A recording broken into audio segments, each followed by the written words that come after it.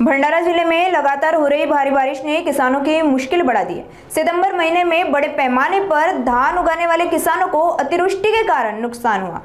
3 अक्टूबर को जिले के लाखनदुर, पवनी और अन्य तहसीलों में तेज बारिश हुई, जिससे कटाई के लिए तैयार धान जमीन पर गिर गया, जबकि पहले ही लहराने लगा धान भी मूसलाधार बारिश से खराब हो गया।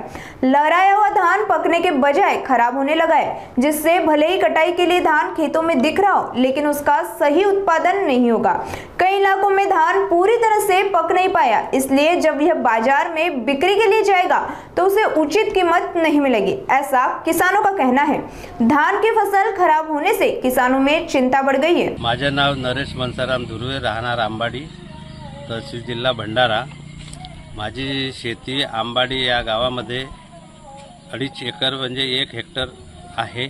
त्याच्यामध्ये 130 ते 120 दिवसाचं भात पीक लावलेलं आहे।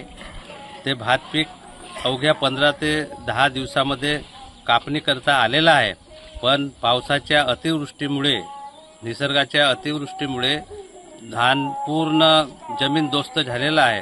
त्याच्यामुळे धान कापते वेळेला डबल खर्च लागणार आणि त्याच्यासोबत त्याला विक्रीला नेलं तर ते धान पाकर झाल्यामुळे शेतकरी व्यापारी वर्ग धान घ्यायला तयार नाही। आधारभूत धान केंद्रावर सुद्धा धान नेलं तरी घ्यायला तयार नाही, त्यामुळे त्या मालाला मोल मिळणार नाही।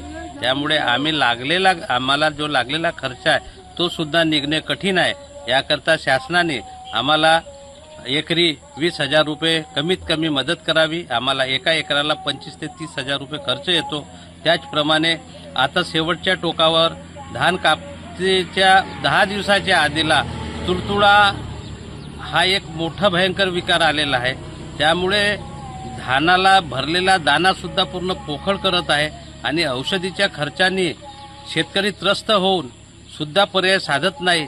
त्याकरता शासनाने शेतकऱ्याकडे दुर्लक्ष न करता त्यांच्यावर योग्य विचार करून शेतकऱ्याला एक त्यांच्या परिवाराला पुढचं काहीतरी आधार व्हावं आणि परिवार परिपक्व व्हावं, याकरता शासनाने कमीत कमी एकरी 20,000 रुपये मदत करावी, अशी मी शासनाला सर्व शेतकऱ्यांकडून, नुकसान झालेल्या सर्व शेतकऱ्यांकडून आणि माझ्याकडून मी शासनाला विनंती करत आहे।